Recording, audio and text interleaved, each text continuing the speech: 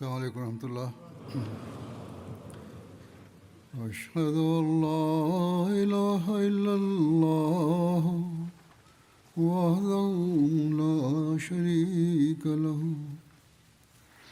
وأشهد أن محمدا عبده ورسوله أما بعد فأعوذ بالله من الشيطان الرجيم بسم الله الرحمن الرحيم الحمد لله رب العالمين الرحمن الرحيم مالك يوم الدين إياك نعبد وإياك نستعين اهدنا الصراط المستقيم صراط الذين أنعمت عليهم غير المغضوب عليهم ولا الضالين.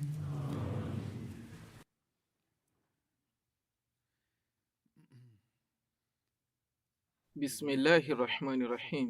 Hadar sọ yìí pé àwọn nǹkan tí a tún rí ní àlékún nípa ìrìn àjò Tabuk yìí ni màá mẹ́nubà ní ìní gẹ́gẹ́ bí a ṣe ti ṣe àlàyé ní ìṣáájú yìí pé àwọn alágàbàgebè kan kọ̀ láti lọ sí ojú ogun yìí wọ́n sì fi onírúurú àwáwí lélẹ̀ ṣùgbọ́n lẹ́yìn ìgbà tí wọ́n tó darí sí Medina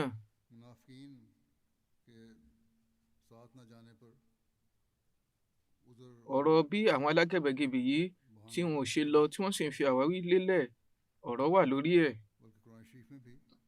Alukurani sì mẹ́nubà pẹ̀lú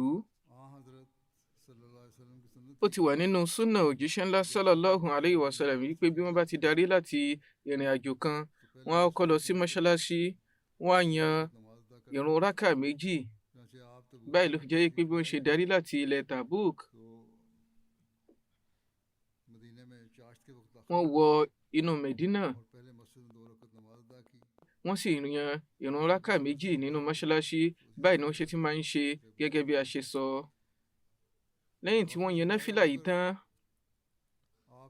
òjíṣẹ́ lásà sàlám sì kalẹ̀ sínú mọ́ṣáláṣí báyìí ni àwọn ènìyàn wá láti ṣe àbẹ̀wò sí òjíṣẹ́ ńlá sallallahu alayhi wa sallam. Báyìí náà ni àwọn tó ṣe pé nítorí ìgbàgbọ́ wọn tí wọ́n lẹ̀ àti nítorí àgàbàgebè wọn ò lọ sí ojú ogun yìí àwọn náà bẹ̀rẹ̀ sí ní yọjú sí wọn pàápàá jùlọ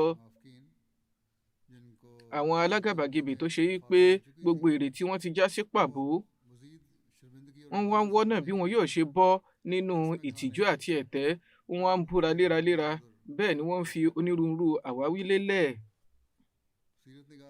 Àwọn onítàn kan báyìí wípé àwọn ẹni yìí ń lọ bí 100 ṣùgbọ́n nínú àwọn ẹgbàá kọ̀ọ̀kan wọ́n sọ pé kódà wọ́n jù bẹ́ẹ̀ lọ.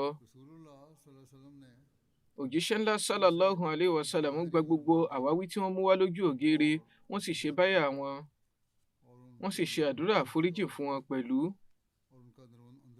Wọ́n fi nǹkan tó pamọ́ sí kọ̀kọ̀ kan wọn wọ́n fi lọ́lọ́run lọ́wọ́ ṣùgbọ́n ọ̀ràn àwọn alágàbàgebè yìí kò ṣeé fojú rénà mọ́ torí ẹ̀ ni Ọlọ́run ọba ṣe mú ìró wá fún òjíṣẹ́ ńlá sallallahu alayhi wa sallam nípa rẹ̀ látàrí ìṣípayá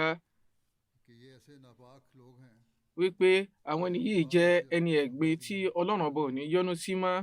Lára báyìí nínú suratu Tawbah Ọlọ́run ọba Allah sọ wípé ya'tadhiruna ilaykum idha raja'tum ilayhim qul la ta'tadhiru lan nu'mina lakum qad naba'ana Allahu min akhbarikum wa sayara Allahu 'amalakum wa rasuluhu thumma turadduna ila 'alimil ghaibi wash-shahadati fayunabbi'ukum bima kuntum ta'malun sayahlifuna billahi lakum idha inqalabtum ilayhim litu'ridu 'anhum fa'aridu 'anhum innahum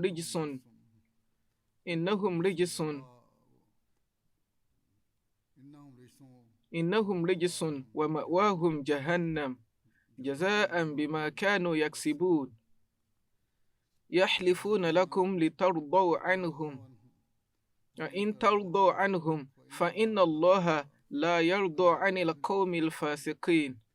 wọ́n máa mú àwáwí wá síwájú rẹ nígbà tí ó bá darí sí ọ̀dọ̀ wọn. Sọ fún wọn wípé ẹ má ṣe fàwáwí lélẹ̀ mọ́, a ò ní wulẹ̀ gbẹ́kẹ̀lé yín, a ní wulẹ̀ fọkàn tán yín. Ọlọ́run ọba láti tú àṣírí ipò yín fún wa, ó sì ń wo ohun gbogbo tí ẹ̀ ń ṣe, bákan náà òjíṣẹ́ rẹ̀ pẹ̀lú. Ẹ ó sì darí sí ọ̀dọ̀ Olúwa tí ó mọ gbogbo ìkọ̀kọ̀ àti ohun tó jẹ́ gbangba, yóò sì ṣe àfihàn ohun gbogbo tí ẹ máa ń ṣe. Ó dájú pé wọn yóò máa búra níwájú yín nígbà tí ẹ bá darí sí ọ̀dọ̀ wọn, kí ẹ lè bá ṣẹ́rí kúrò lọ́dọ̀ wọn. Bẹ́ẹ̀ ni ẹ ṣẹ́rí kúrò lọ́dọ̀ wọn torí ẹni ẹ̀gbọ́n kúkú ni wọ́n jẹ́, Jahannama sì ni ibùgbé wọn. Eléyìí ni ìjìyà ìwà tí wọ́n ń wù. Wọ́n á wá máa búra kó o lè bá yọ́nú sí wọn. Kódà bó bá yọ́nú sí wọn, Ọlọ́run ọba ò ní yọ́nú sí àwọn oníwà ìbàjẹ́.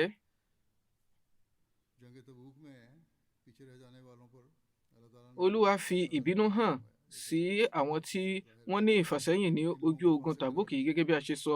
Olúwa sì pè wọ́n ní fásìkì olórí kunkun. Bẹ́ẹ̀ ni ó tún di èèwọ̀ fún òjíṣẹ́ ńlá sallallahu alaihi wasallam láti kírun sí jànáza àwọn àbí láti ṣàdúrà fún wọn. Bẹ́ẹ̀ ni wọ́n tún rin kíkí mọ́ pé wọn ò gbọ́dọ̀ kópa nínú ìgbésẹ̀ kankan àbí ogun kankan mọ́. Báyìí Olúwa sọ pé farihal mukhallafuna bimaq'adihim khilafa rasulillahi wa karihu an yujahidu bi amwalihim wa anfusihim fi sabilillahi wa qalu la tanfiru fil har qul naru jahannama ashaddu harran قل نار جهنم أشد حرا لو كانوا يفقهون فليضحكوا قليلا وليبكوا كثيرا جزاء بما كانوا يكسبون فإن رجعك الله إلى طائفة منهم فاستأذنوك للخروج فقل لن تخرجوا معي أبدا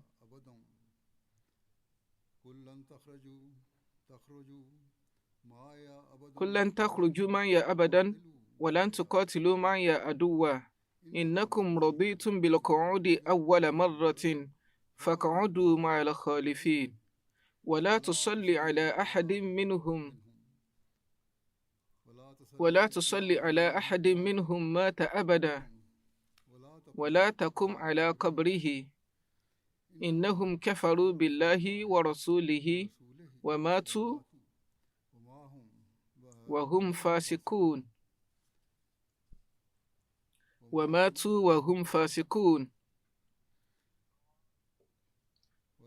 ولا تعجبك أموالهم وأولادهم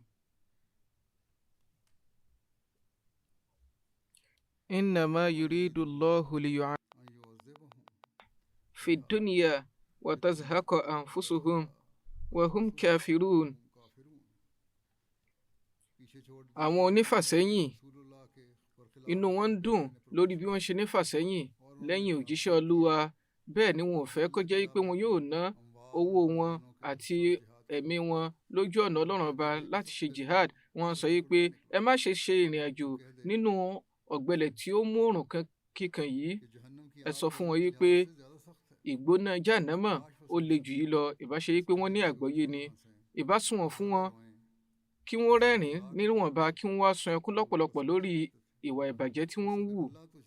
Bí Olúwa bá mú ọ padà sí ọ̀dọ̀ ikọ̀ kankan nínú wọn tó wá ń tọrọ ìyọ̀ǹda pé kóun jáde pẹ̀lú yín, sọ fún wọn pé láíláí ẹ ò tó ní jáde lọ fún jihad pẹ̀lú mi mọ́. Bẹ́ẹ̀ sì ni ẹ ò ní bá àwọn ọ̀tá jà níbi tí mo bá wà mọ́. Inú yín ti dùn sí bí ẹ ṣe nífàsẹ́yìn ní ṣáájú, torí náà ẹ tẹ̀síwájú láti máa wà pẹ̀lú àwọn onífàsẹ́yìn. O wá gbọ́dọ̀ kírun lórí jànáza èyíkéyìí tó bá papòdà nínú wọn. O sì gbọ́dọ̀ dìde láti ṣe àdúrà sí ibi sàárè irúfẹ́ ẹni bẹ́ẹ̀. dájúdájú wọ́n ti kọ̀ Allah àti òjíṣẹ́ rẹ̀, wọ́n sì papòdà nípò wípé wọ́n jẹ́ olórí kunkun. owó wọn àti àwọn ọmọ wọn ò gbọdọ̀ wú ọ lórí. Olúwa fẹ́ tàtàrí wọn fìyà jẹ wọ́n ní ilé ayé níbí báyìí ni.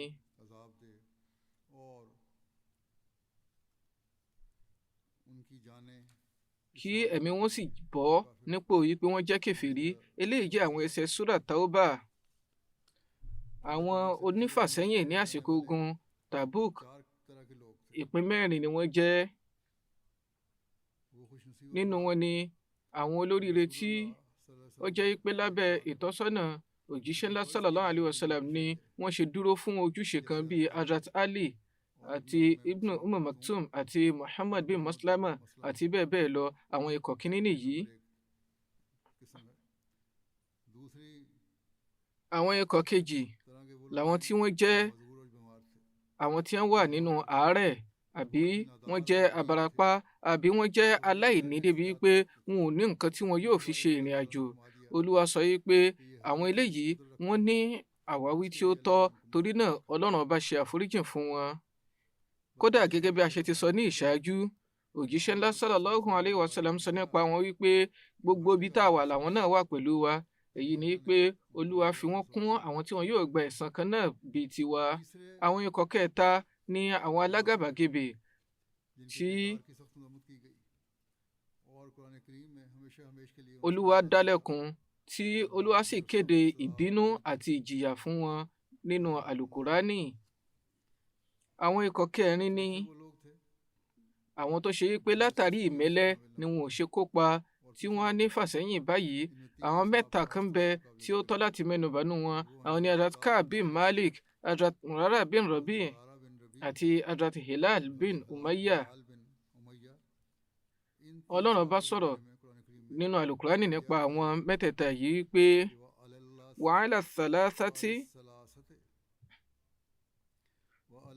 وعلى الثلاثة الذين خلفوا حتى إذا ضاقت عليهم الأرض بما رحبت وضاقت عليهم أنفسهم وظنوا أن لا ملجأ من الله إلا إليه ثم تاب عليهم ليتوبوا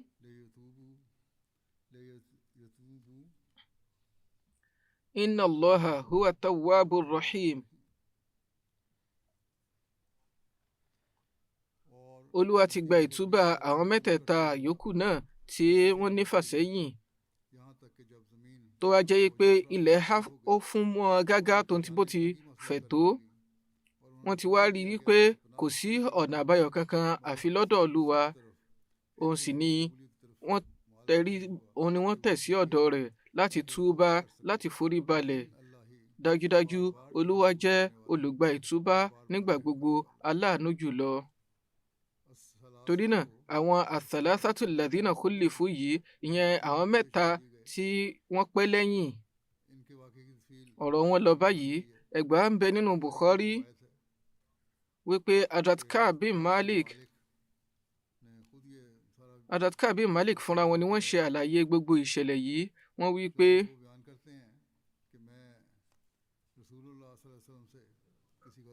kò sí ogun kan tí òjíṣẹ́ lásán àṣàlám lọ tí mi ò kópa nínú rẹ̀ àyàfi ogun Tabuk. Bẹ́ẹ̀ ni àwọn èèyàn ní fàsẹ́yìn ní ojú ogun Badr, ṣùgbọ́n wọn ò fi ìbínú hàn sí ẹnikẹ́ni nínú àwọn tó ní ìfàsẹ́yìn, torí pé jíjáde tí wọ́n jáde lọ láti lọ dá àwọn ikọ̀ oníṣòwò Kùrẹ́ṣì dúró ni. Ṣùgbọ́n Olúwa ti àwọn ọ̀tá tí wọ́n láìlé. Mo wà pẹ̀lú òjíṣẹ́ ńlá sallallahu alayhi wa sallam nígbà tí a ṣe májẹ̀mú pé kí a dúró ti Islam nígbà gbogbo. Mi ò sì ní fẹ́ fàǹfààní àti kópa nínú Badru rọ́pò rẹ̀. Wọ́n rí májẹ̀mú alẹ́ Akọ́bà ní eléyìí tí ó ga. Àwọn tí wọ́n kópa nínú Badru wọ́n ní òkìkí ju èyí lọ. Ṣùgbọ́n lémi ń tèmi, kò sígbà tí mo ní ọrọ̀ tí mo sì lágbára. Láàyè yìí wọ́n ti mẹ́nu bà ìṣẹ̀lẹ̀ Tabuk. Mo lágbára, mo sì lásìkò tí mo ní ìfàsẹ́yìn lẹ́yìn wọn yìí. Nígbà tí mo ní fàsẹ́yìn ní àsìkò ọ̀hún, mo fi Ọlọ́run bá ṣẹ̀rí, mi ò ní ọ̀pọ̀lọpọ̀ ràkúnmí tó àsìkò ọ̀hún rí. Mo sì ti ṣe ètò àwọn ràkúnmí méjì ńlẹ̀ fún ìrìn àjò yìí. Ìrìn àjò yòówù tí òjíṣẹ́ náà sallallahu alaihi wasallam bá sì pinnu láti lọ,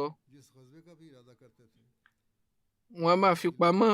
Torí náà, eléyìí ni àṣà òjíṣẹ́ náà sallallahu alaihi wasallam fún ìrìn àjò ogun. Ṣùgbọ́n nígbà tí ogun eléyìí ní láti wáyé, òjíṣẹ́ ńlá sallallahu alaihi wasallam jáde ní àsìkò tí oòrùn mú kankan, tó sì jẹ́ pé ìrìn àjò tó jìn réré ni, tó tún wá jẹ́ pé àwọn ènìyàn ìdálẹ̀ tó jìn réré tí wọ́n sì pọ̀ jọjọ ni a fẹ́ lọ kojú.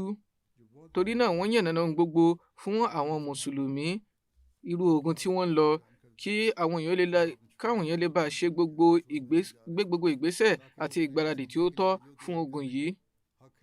Wọ́n yóò tún mẹ́nu bà ọ̀nà ibi tí wọn yóò gbà lọ. Àwọn mùsùlùmí sì pọ̀ pẹ̀lú òjíṣẹ́ ńlá sallallahu alaihi wasallam. Kò sí ìwé kankan tí ó lè kọ orúkọ gbogbo wọn.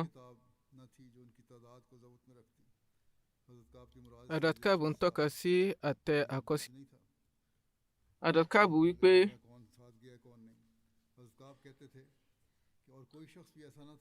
kò sẹ́ni tí ó ṣe yí pé ó lè ní fàsẹ́yìn tí kò ní mọ̀ yí pé wọn yóò mọ̀ pé wọn ní fàsẹ́yìn, tó ń ti bí ó ṣe sí àkọsílẹ̀.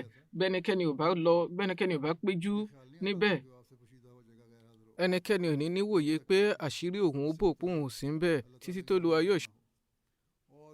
Òjíṣẹ́ náà sallallahu alaihi wasallam sì ṣe ìrìn àjò yìí nígbà tí àwọn èso ti.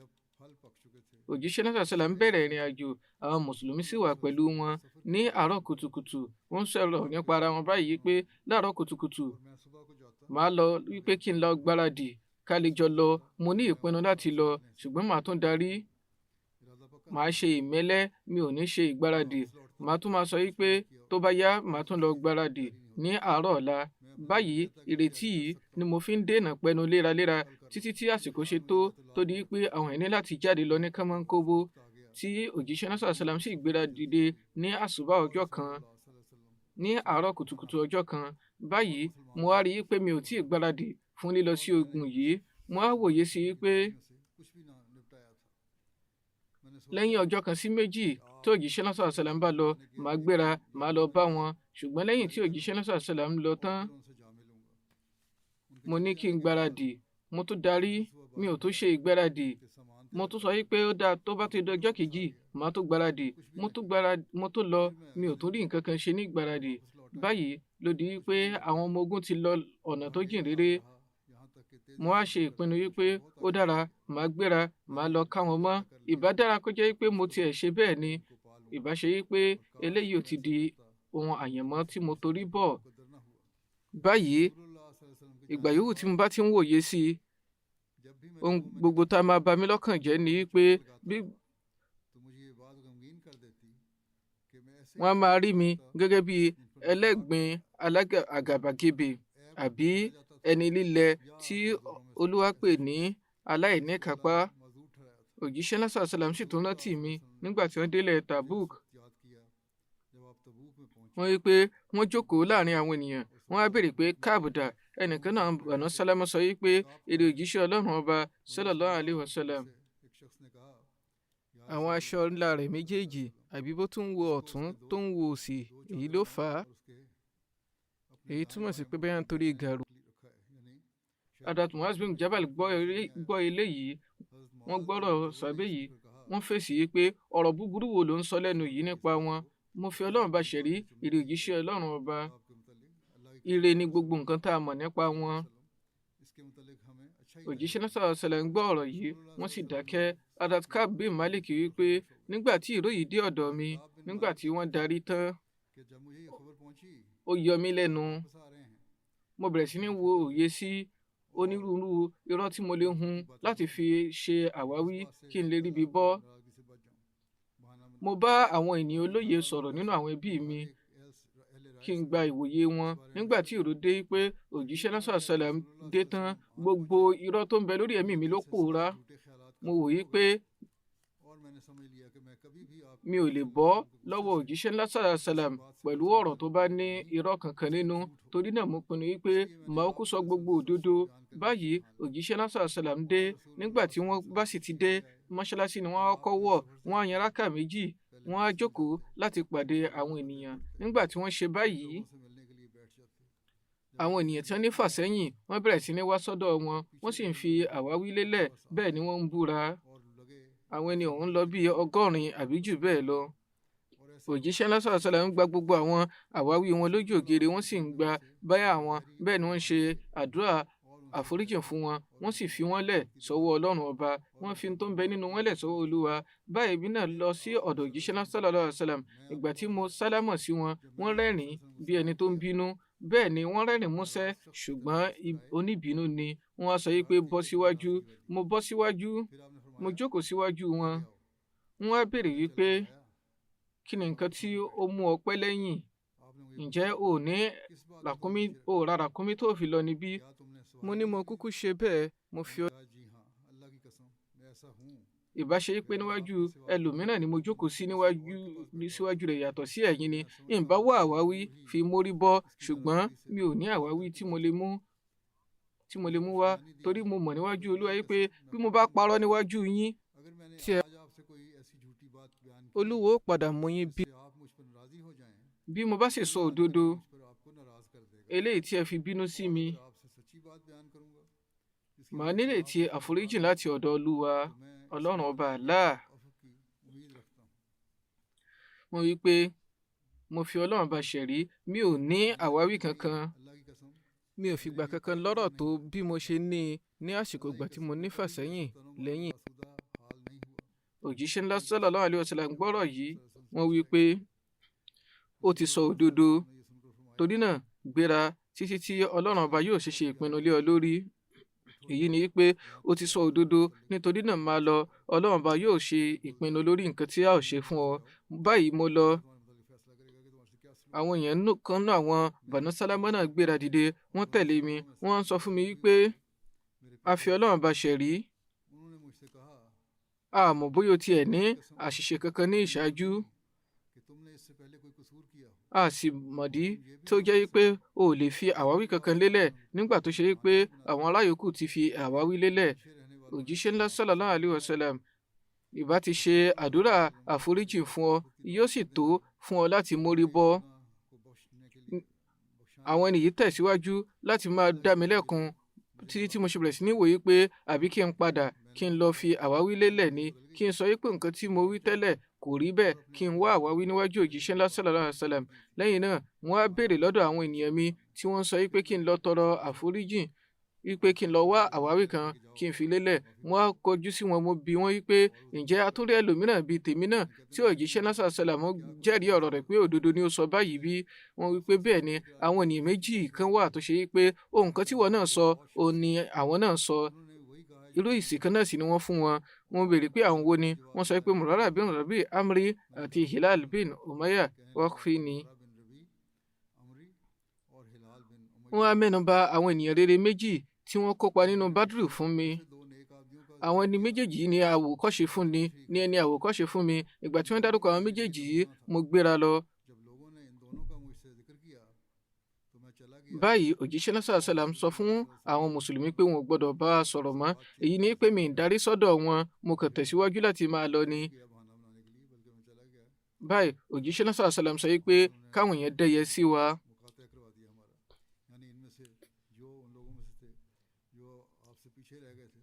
Àwọn èèyàn dẹ́yẹ sí wa bí ìgbà tá àti ẹ̀ sí lórílẹ̀ rárá, ó wá dàbí ìgbà tí ilẹ̀ ti fún mọ́ wa tán.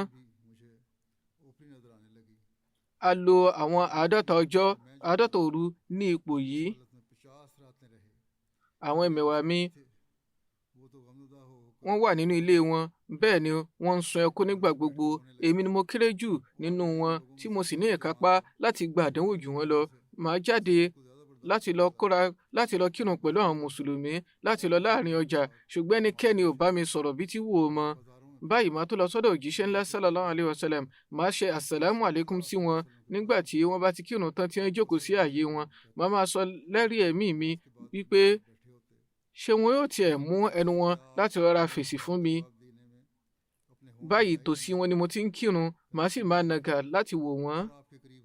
Nígbà tí mo bá ti ń kírun, wọ́n á wò mí. Nígbà tí mo bá ti wo ọ̀dọ̀ wọn, wọ́n á gbójú kúrò lọ́dọ̀ mi. Títí tó fi di wípé ìgúnrégé àwọn ènìyàn yìí ó di ẹrù ńlá fún mi. Báyìí mo lọ sí ọ̀dọ̀ àwọn Banu Qatada, mo lọ sínú ọgbà wọn. Èmi sì ni wọ́n nífẹ̀ẹ́ sí jùlọ nínú àwọn ènìyàn. Báyìí ọ̀dọ̀ wọn ni mo lọ farasin sí. Wọ́n wí pé mo sálámọ̀ sí wọn, mo fi Ọlọ́run bá ṣẹ̀rí, kódà àwọn ò tó dáhùn sálámọ̀ mi. Mo wí pé Abu Qatada, mo fi Olúwa búra níwájú rẹ, ǹjẹ́ o mọ̀ yí pé mo nífẹ̀ẹ́ Ọlọ́run ọba àti òjíṣẹ́ rẹ̀ bí? Wọ́n dákẹ́. Lẹ́yìn náà mo tún béèrè, wọ́n tún dákẹ́. Mo tún wá béèrè, síbẹ̀ náà wọ́n tún dákẹ́. Wọ́n á wí pé Ọlọ́run ọba àti òjíṣẹ́ rẹ̀ mọ̀ jùlọ. Lẹ́yìn èyí, omijé bẹ̀rẹ̀ sí ní dà lójú mi. Báyìí mo pẹ̀yìn dà láti ibẹ̀. Hazrat Ka'b sọ yí pé ní ipò yìí, mo ń lọ sí ọjà Medina. Ohun tí mo rí ni wípé àwọn ará ilẹ̀ Syria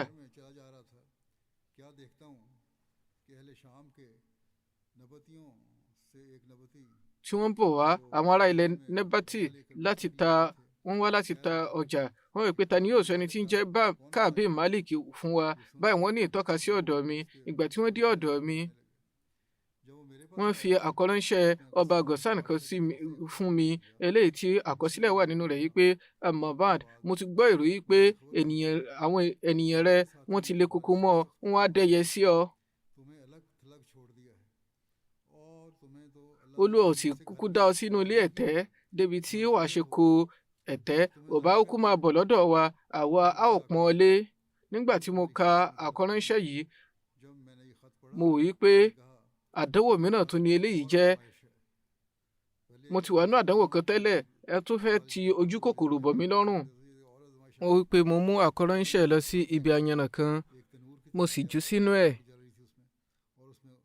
Nígbà tí ogójì òru ré kọjá lọ, báyìí mo rí tí ẹnìkan mú ìró wá látọ̀dọ̀ òjíṣẹ́ ńlá sallallahu alaihi wasallam sọ́dọ̀ mi. Ó ń wí pé òjíṣẹ́ ńlá sallallahu alaihi wasallam sọ fún ọ wípé kó o yẹra fún aya rẹ.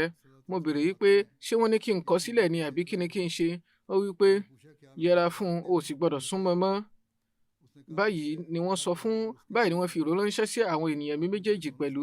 Mo sọ fún aya mi pé ní báyìí máa lọ sí ọ̀dọ̀ àwọn ẹbí rẹ, kó o sì máa wà lọ́dọ̀ wọn títí tí Olúwa yóò ṣe ìpinnu lórí àlámọ̀rí yìí. Hazrat Ka'b wí pé báyìí aya Hilal bin Umayyah, àṣẹ tí ó ń bẹ fún òun náà nìyí.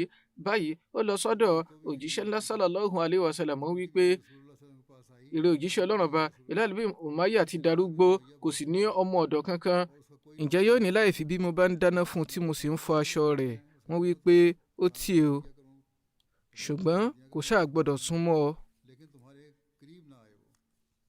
Ìwọ̀nba tó lè ṣe leléyìí. Wọ́n wí pé mo fi Ọlọ́run bá ṣẹ̀rí. Láti ọjọ́ náà, ó tẹ̀síwájú láti máa bú sẹ́kún.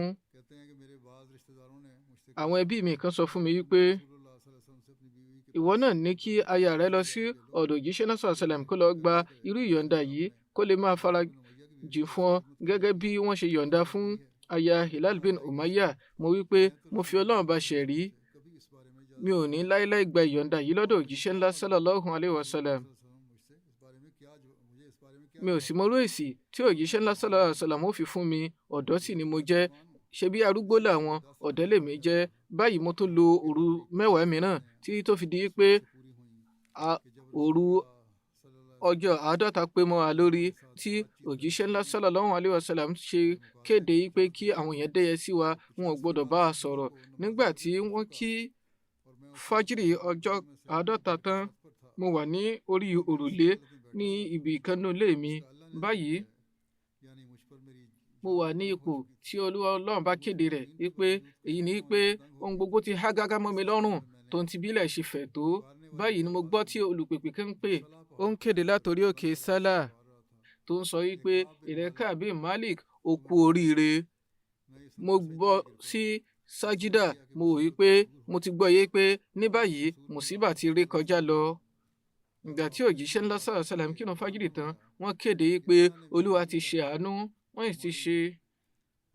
ó sì ti ṣàforíjì fún àṣìṣe wa.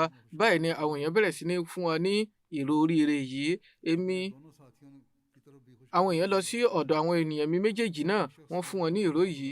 Ẹnìkan gẹṣin bọ̀ wá bá mi, bẹ́ẹ̀ lẹ́lòmíràn láti ìran Aslam ó tara ṣàṣà wá, ó bọ́ sí orí òkè. Ìró tiẹ̀ dọ́dọ̀ mi ṣáájú tẹlẹ́ṣin. Ìyẹn ni pé bẹ́ẹ̀ nìkan ṣe ń gun ẹṣin bọ̀ wá jíṣẹ́, ẹnìkejì bọ́ sórí òkè, òun bẹ̀rẹ̀ sí ní kéde wá látòrí òkè. Nígbà tí ẹni tí mo gbóhùn rẹ̀ tí yóò dé ọ̀dọ̀ mi, mo ṣí aṣọ mi méjèèjì, mo fi fún un, mo jẹ́ kí ó wọ̀ nítorí pé ó fún mi ní ìró ìdùnnú yìí. Mo fi Ọlọ́run bá ṣẹ̀rí, kò sí nǹkan mìíràn lọ́dọ̀ mi ní àsìkò ọ̀hún. Mo yá aṣọ mi náà lọ́dọ̀ ẹlòmíràn láti lọ sí ọ̀dọ̀ òjíṣẹ́ ńlá sallallahu alayhi wa sallam. Mo wá dọ́dọ̀ wọn, bẹ́ẹ̀ ni àwọn èèyàn kí wa kú oríire gbígba ìtúbà yìí pé ẹ kú oríire, olúwa ti ṣe àánú fún yín, ó sì ti gba ìtúbà yín. Báyìí Adatka wí pé èmi mo kẹ́yìndé mọ́ṣáláṣí, kí ni mo rí lọ́jọ́ yìí? Òjíṣẹ́ náà sàlám jókòó, àwọn ènìyàn wà lọ́dọ̀ wọn. Adatolha bin Ubaidullah rí mi, wọ́n tara ṣàṣà, wọ́n sáré wá sọ́dọ̀ mi, bẹ́ẹ̀ ni wọ́n bọ̀ mí lọ́wọ́, wọ́n sì kí mi kú oríire. Nínú àwọn muhajirin, yàtọ̀ sí Adatolha, ẹnikẹ́ni ò wá sọ́dọ̀ mi. Mi ò sì ní láíláí gbàgbé ohun kan tí Tọ́láhà yìí ṣe fún mi. Adatka wípé nígbà tí mo sálámà sí òjíṣẹ́ ńlá sallallahu alayhi wa sallam, òjíṣẹ́ ńlá sallallahu alayhi wa sallam dáhùn, inú wọn sì dùn, wọ́n wí pé ó kú oríire. Rírí ọjọ́ tí ó dára jù láti ọjọ́ tí ìyá rẹ̀ ti bí ọ sáyé. Mo béèrè pé eré òjíṣẹ́ Ọlọ́run ọba sallallahu alayhi wa sallam, ǹjẹ́ ìkíni kú oríire yìí látọ̀dọ̀ yín ni àbí látọ̀dọ̀ Ọlọ́run ọba Allah? Wọ́n wí pé ó tí o, látọ̀dọ̀ Ọlọ́run ọba Allah ni. Bínú òjíṣẹ́ ńlá sallallahu alayhi wa sallam bá dùn, ojú wọn á tàn bí ìgbà tí ìmọ́lẹ̀ wá láti ibi òṣùpá ni, a sì mọ̀ pé inú wọn dùn. Ìgbà tí mo jókòó lọ́dọ̀ wọn, mo wí pé ìrẹ òjíṣẹ́ Ọlọ́run ọba sallallahu alayhi wa sallam, mo fẹ́ ṣe ìtanràn ìgbà ìtúbà yìí látàrí àwọn ohun kan tí mo ní lórí yóò fi jẹ́ ìjùsílẹ̀ lórúkọ Ọlọ́run ọba àti òjíṣẹ́ rẹ̀. Báyìí òjíṣẹ́ náà sàlám sọ wípé mú díẹ̀ ṣẹ́kù nínú ohun ìní rẹ sọ́dọ̀ ara rẹ, eléyìí ni yóò sunwọ̀n fún ọ. Wọ́n sọ wípé màá mú ti Khaybar sọ́dọ̀. Mo wí pé ìrẹ òjíṣẹ́ Ọlọ́run ọba, látàrí ẹ̀mí òdodo ni olúwa ṣe dóòlà mi, bẹ́ẹ̀ sì ni ó ti di tèmi láti máa sọ òdodo nígbà gbogbo.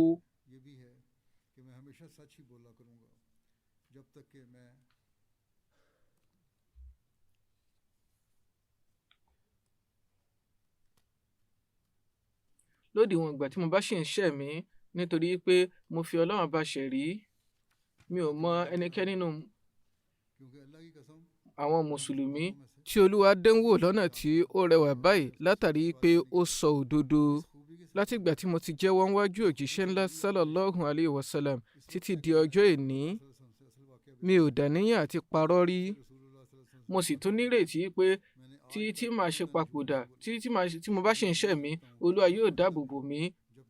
Báyìí olúwa mú ìṣípayá fún òjíṣẹ́ rẹ̀ wípé Allah ti gba ìtúbà òjíṣẹ́, àwọn muhajirin àti àwọn ansar tí wọ́n tẹ̀lé ní àsìkò ìṣòro ńlá nígbà tó kù díẹ̀ kí ẹ̀mí àwọn ìkọ́nú wọn kí ó yẹ̀gẹ̀ rẹ̀.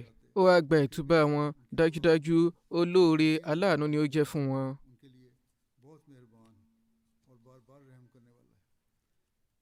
Wọ́n wí pé mo fi Ọlọ́run bá ṣẹ̀rí, lẹ́yìn tí Ọlọ́run bá ti tọ́ mi sọ́nà Islam tán, kò sígbà kan tí ó wú mi lórí tó yìí. Òdodo ni mo sọ níwájú òjíṣẹ́ ńlá sallallahu alayhi wa sallam. Mo dúpẹ́ pé mi ò parọ́, àfàìjẹ́ bẹ́ẹ̀ ni mi ò bá parun gẹ́gẹ́ bí àwọn tí wọ́n parọ́ ṣe parun. Adatka máa wí pé wọ́n rọsẹ̀ lórí ìpinnu àwa mẹ́tẹ̀ẹ̀ta tí a yàtọ̀ sí àwọn yòókù tí wọ́n mú àwáwí wá, tí òjíṣẹ́ ńlá sallallahu alayhi wa sallam gba àwáwí wọn lábẹ́ bí wọ́n ṣe búra tí wọ́n á tún gba báyà wọn. Lẹ́yìn èyí, wọ́n ṣe àdúrà àforíjì fún àwọn ẹni ọ̀hún. Òjíṣẹ́ náà sàlám wá dá tiwa sí títí di ìgbà tí Ọlọ́run bá ṣe ìpinnu lé wa lórí. Ohun kan tí olúwa ṣe ní eléyìí, nígbà tí olúwa sọ yìí pé olúwa ti gba ìtúbà àwọn mẹ́ta tí wọ́n ṣẹ́kù ńlẹ̀. ìṣẹ́kù yìí kìí ṣe ní ti bí a ṣe ní fàsẹ́yìn lójú ogun, ṣùgbọ́n àwa tí wọ́n dá ọ̀rọ̀ wa dúró de ìpinnu nígbà tí wọ́n gba àwáwí ará yòókù tó ń wá láti búra tó ń ṣàwáwí. Wọ́n gbà àwáwí wọn, ṣùgbọ́n òdodo làwa sọ. Mo ní láti mẹ́nuba àwọn olóògbé mẹ́ta tí a sọ̀rọ̀ nípa jánásà wọn, nítorí ẹ̀ ni àwọn ohun tó kù tí Hazrat Muslim Maud sọ ń pa ìṣẹ̀lẹ̀ yìí a máa mẹ́nuba lọ́jọ́ iwájú. Ẹni àkọ́kọ́ nù àwọn olóògbé ni Hafiz Muhammad Ibrahim Habib-Saib tí wọ́n jẹ́ mọ̀rọ́bí. Wọ́n papòdà ní ọjọ́ tí ó kọjá lọ lẹ́ni ọdún 72. Inna lillahi wa inna ilayhi raji'un. Ilẹ̀ Chakwal ni a ti bí wọn ní ọdún 1967 ni wọ́n ṣe báyà lọ́wọ́ Hazrat Khalifatu Masih kẹta rahimahullahu ta'ala tí wọ́n sì wọ inú jàmá. Afọ́jú ni a bí wọn. Wọ́n há alukurani ní ìletò wọn. Ní ọdún 1967 wọ́n wọ Jamia Ahmadiyya. Wọ́n kẹ́kọ̀ọ́ gboyè Shahid ní ọdún 1967. Wọ́n sì tó pegedé nínú ìdánwò Arabi Fadil. Báyìí wọ́n ní àǹfààní láti jẹ́ láìṣẹ́ ní ẹ̀ka Islah Irshad. Wọ́n sì tún wọ́n sì jẹ́ olùkọ́ Madrasatu Hifz. Wọ́n ṣiṣẹ́ ní ìletò Faisalabad. Wọ́n tó fi wọ́n ránṣẹ́ sí Indonesia láti jẹ́ Mubalig fún ọdún 2. Wọ́n ṣiṣẹ́ ní ẹ̀ka Islah Irshad Markaziyya kan tó wáyàn wọ́n ní mùrọ̀bí ní Darud Diyafa. Ìgbà tí wọ́n fi Majlis àwọn afọ́jú lọ́lẹ̀ ní ọdún 2000. Àwọn ni wọ́n jẹ́ akọ̀wé ìgbìmọ̀ yìí. Wọ́n tún ní àǹfààní láti ṣiṣẹ́ ní Khilafat Library. Wọ́n tún kọ́ èdè Braille.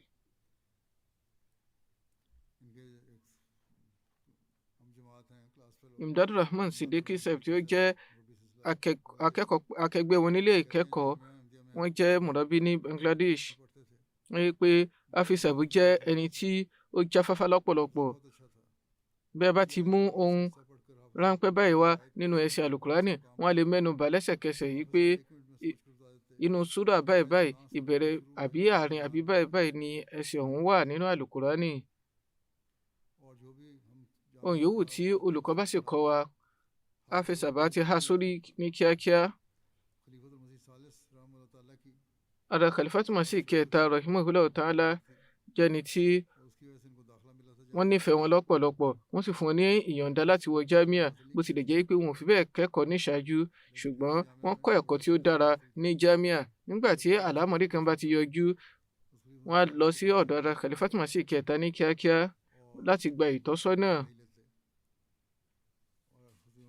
Hazrat Khalifatu Masih kẹta nífẹ̀ẹ́ wọn lọ́pọ̀lọpọ̀. Báyìí nǹkan tí Ani Mahmud Saib náà sọ nípa wọn nìyí, màá mẹ́nu bà díẹ̀ nínú rẹ̀. Wọ́n rí pé nígbà kan rí mo darí láti ilẹ̀ adúláwọ̀ lẹ́yìn bí ọdún 7 àbọ̀. Mo bọ̀ wọ́n lọ́wọ́ kíkankíkan, ṣùgbọ́n mi ò sọ nǹkan kan. Báyìí ni Hafiz Saib ti dá mi mọ̀ kíákíá. Wọ́n pe orúkọ mi pé ìgbà wo ló dé? Lẹ́yìn ọdún 7 àbọ̀ lórí pé mo kàn fọwọ́ kàn wọ́n tó ti dá mi mọ̀. Nínú ìyẹn gan wọn ni ìpinnu wípé àwọn ò ní láéláé ṣe àṣìṣe nínú kíka alukurani. Eléyìí sì rí bẹ́ẹ̀ lódodo. Ani Saib náà tún mẹ́nu bà ìṣẹ̀lẹ̀ yìí nígbà tí wọ́n wá sí Jasa tí wọ́n pàdé mi. Wọ́n sọ fún mi wípé mo ti rí ọ o. Wọ́n wí pé báwo lẹ ṣe rí mi? Wọ́n wí pé mo fi ojú ọkàn mi rí ọ, bó tilẹ̀ jẹ́ pé mi lè fi ojú ẹran ara ríran. Wọ́n jẹ́ ẹlẹ́mìí òdodo.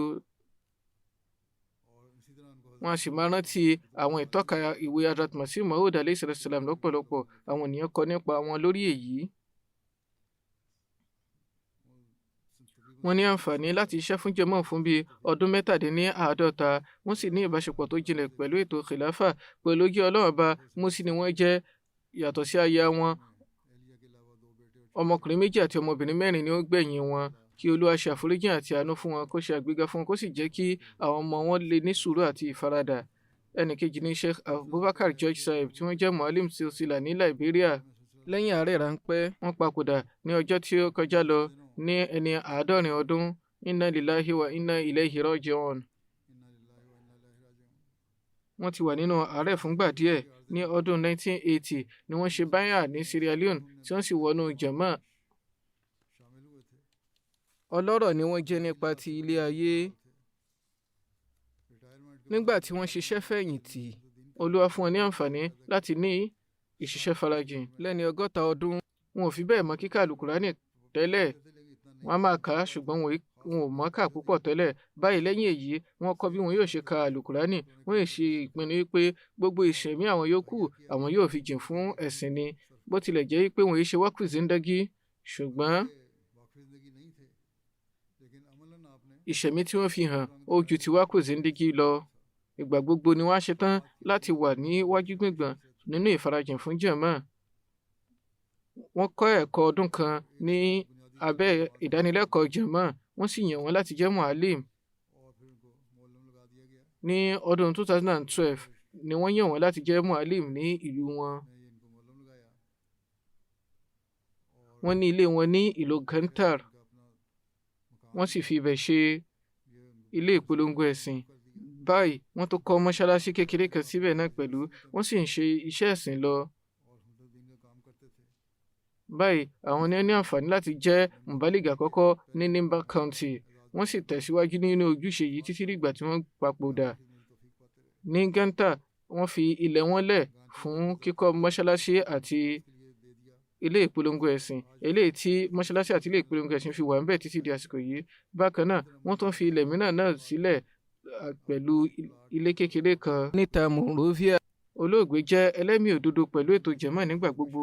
tó ti bí wọ́n ṣe ti dàgbà tí wọ́n sì tún ti lọ tó, wọ́n á ṣe ìrìn àjò léraléra lọ sí àwọn ilẹ̀ tí ó jìnnà réré ní káùntì wọn. bó tilẹ̀ jẹ́ pé àwọn ọ̀nà tí wọn yóò gbà kọjá ó jẹ́ èyí tí ó ṣòro. àwọn ìletò kéréje kan ríbi wọnú jàmá látàrí ìgbìyànjú ìpolongo ẹ̀sìn wọn. wọ́n jẹ́ni tí a máa kírun déédéé, gbààwẹ̀ déédéé, tá a sì máa ka àlùkùránì déédéé. bẹ́ẹ̀ ni wọ́n ní àmójútó àwọn ìjùsílẹ̀. wọ́n máa ṣe àránṣe fún àwọn aláìní, wọ́n sì máa kópa nínú ìjùsílẹ̀ owó. wọ́n jẹ́ ẹni rere, ẹlẹ́mìí òdodo pẹ̀lú yí Ọlọ́run ọba.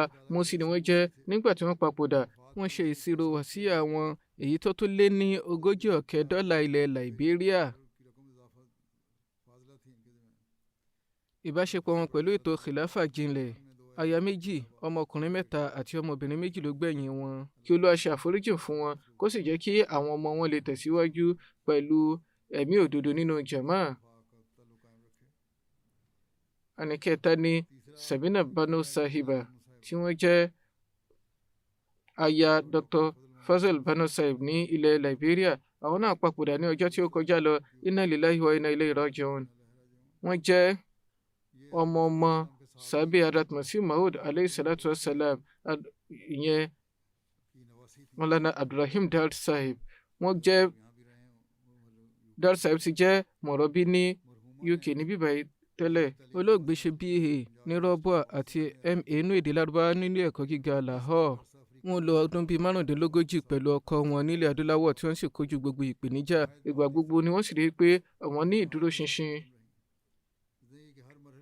tayọ̀tayọ̀ pẹ̀lú ọ̀yàyà ni wọ́n ṣe ojúṣe ìjẹ́wàkf.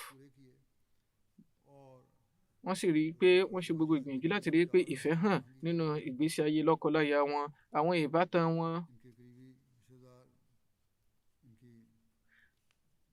wọ́n kọ nípa wọn wípé wọ́n jẹ́ni tí wọ́n máa ṣe ìgbìyànjú takuntakun nínú ètò okùn ẹbí, wọ́n sì máa fi ìfẹ́ hàn nígbà gbogbo.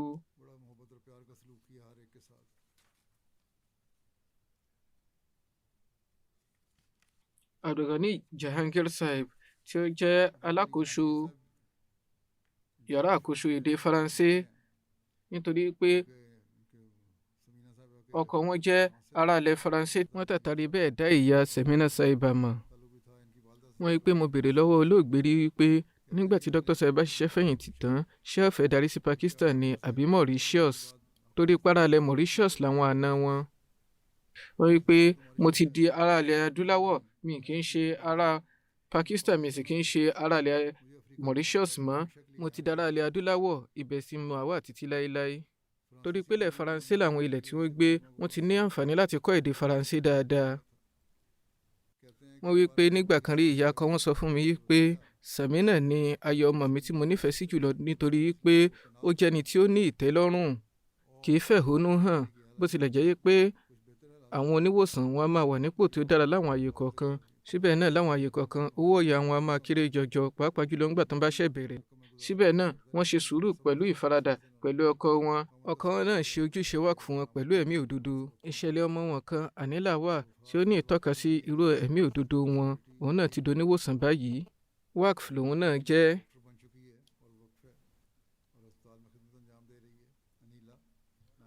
Lọ́jọ́ kan ó darí láti ilé ìwé. Àpò ilé ìwé rẹ̀ ti fàya. Dípò kí wọ́n ra òmíràn fún un, wọ́n sọ pé má ṣe yọnu, màá bẹ́ẹ̀ tún ṣe. Báyìí ni wọ́n fọwọ́ ara wọn rán. Olóògbé jẹ́ oníwọ̀ntúnwọ̀nsí tá a máa kírun déédéé, ẹni jẹ́jẹ́ tí a máa tọ́jú àwọn ènìyàn, a sì máa bójútó ohun tí ará yòókù fẹ́, a máa ṣe àdúrà, a sì mọ oore, ó mà lè jò ó ṣe. Wọ́n a máa tọ́jú àwọn aláìní. Àwọn mọ̀rọ́bí tí wọ́n kọ́kọ́ ń lọ sí Burkina Faso tẹ́lẹ̀, wọ́n sọ pé báwọn bá ti lọ, wọ́n a máa tọ́jú àwọn lọ́pọ̀lọpọ̀. Nígbà táwọn sì dá wà, àwọn ni wọ́n máa ṣètò jíjẹ mímu àwọn. Wọ́n ní ìfẹ́ tí ó jinlẹ̀ fún ètò kìláfà pẹ̀lú ojú Ọlọ́run bá Músíà ní olóògbé jẹ́. Yàtọ̀ sí ọkọ wọn, wọ́n ní ọmọbìnrin kan sílẹ̀ tí wọ́n fi sáyé lọ. Wọ́n ní ọba kankan Dr. Mahmoud Atif Saib tí ó ń ṣiṣẹ́ ní Fadlu Umar Hospital ní Rọ́bùà. Wọ́n sì tún ní ìmíràn tí ó jẹ́ mùrọ̀bí Hamid Maksud Atif Sahib.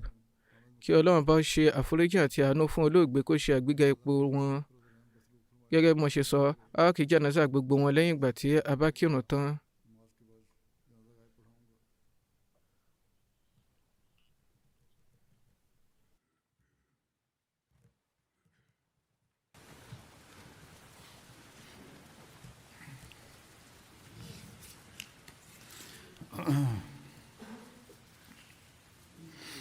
الحمد